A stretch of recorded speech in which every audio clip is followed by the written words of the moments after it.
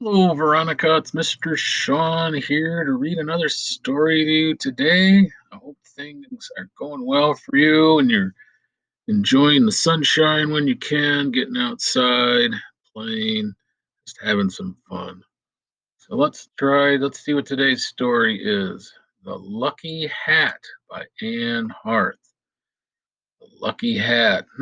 Interesting. Some people think when they do well, they're wearing a piece of clothing or something that helped them along, so they'll wear it again and again to keep that experience going. But it's really about you and how you're doing. So let's see what they talk about. You can wear my lucky hat. Kyle held out a red baseball cap. The edges were gray and grubby. David raised his eyebrows. Really? Yeah, it's nice that he's sharing. Kyle shrugged. You need it. It's an important bike race. Wow, David took the hat. He ran his fingers along the visor. Thanks, I won't lose it. Yeah, when somebody gives you something, you don't want to lose it. You want to keep it as best you can to give it back to them. Kyle shrugged. Don't worry. It's lucky. It always turns up. Just don't wash it. It might lose some of the luck. David smiled. I promise. He pulled on the cap. I'll take good care of it. He hopped on his bike. I know, Kyle waved. Good luck. I'll see you there. David touched the cap one more time. I'll give it right back after the race. Well, it's good to give it back quickly, not keep it for long. He rode toward the track. He couldn't lose now. He had trained hard for this race. His bike shone like new. With the red hat, he was sure to win. So the word shone like new, that usually means it's bright and shiny and almost like new, that he cleaned it up and it's ready to go. So let's see about this race. So what number? He's number 7. And then the person next to him is 8. This boy looks like he's number 5. The riders lined up. On your mark, the coach yelled. David's stomach rolled. Get set. David touched the brim of the lucky hat. He gripped the handlebars. Go! Off. David went. He pulled ahead of the other riders. The red hat felt snug. The wind raced past. David saw the finish line. He pedaled harder. He was ahead. He crossed the finish line. David won. Do you think it was a lucky hat, or do you think it was David doing the best he could and really giving all he had? I think it's David, not the hat. He wheeled his bike to a bench and sat down. The hat had worked. He took it off and set it beside him. He was hot and tired, but he was happy. Yeah, I'd be happy if I won the race because of all the hard work that I had done. Come get your ribbon, David, Coach Masters called. David ran to the coach. He returned to the bench with his reward.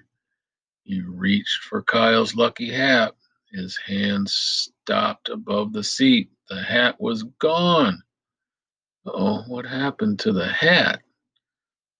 Did someone take it, or did it get blown off the bench, or did an animal grab it?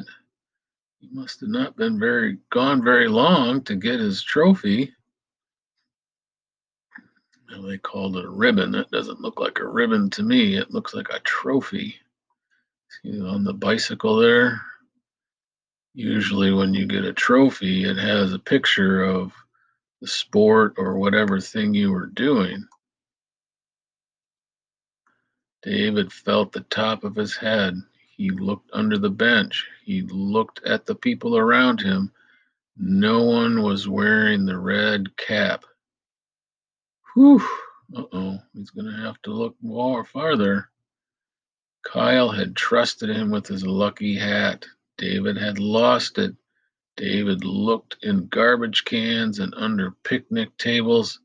He looked behind trees and in bushes. The hat had vanished. Uh-oh, where is it at? He does feel responsible because he was responsible when you have someone else's stuff. You're responsible to take care of it. So he's trying to find it. Look at these question marks upside down and forwards, just like in Spanish, right? You have an upside down question mark at the beginning. If I remember correctly, you are a winner, David. Coach Masters drove away. David didn't feel like a winner. He felt like a loser. What would he tell Kyle? Uh-oh. David trudged towards home. His mom had made his favorite dinner. He barely tasted it. He shrugged his he brushed his teeth and went to bed. All night David tossed and turned. Yeah, he was upset that he had lost Kyle's cap. The next day he went straight to the playground. Kyle was surrounded by a group of boys. David slowly walked toward him. Yeah, now he's got to tell Kyle what had happened. And all because of this, Kyle was saying. He lifted his hand. David's mouth dropped open. Kyle was holding his lucky hat. David raced to his side. Your hat, he yelled. Where did you find it? Yeah, what happened? How did Kyle get a hold of his cap? You left it for me next to your bike. Kyle put on his hat. David shook his head. I thought I lost it. Nope, Kyle laughed. See, it really is lucky. It always turns up. Well, I guess it is, but Kyle should have told David that he grabbed the cap. They had a misunderstanding. So, all right, so let's see what the questions are. Where was the hat found? What does Kyle lend to David to help him win the race? Well, it's right here in the title, Lucky Hat. Why does David have trouble sleeping? Well, let's see. What do you think? Why did Kyle have trouble sleeping? Because he had lost the hat, right? And where was the cap found? It was on Kyle's head because Kyle had taken it. All right, Veronica, that's the story for today. I hope you enjoyed it. It's kind of a fun story. All right, so until next time, bye bye.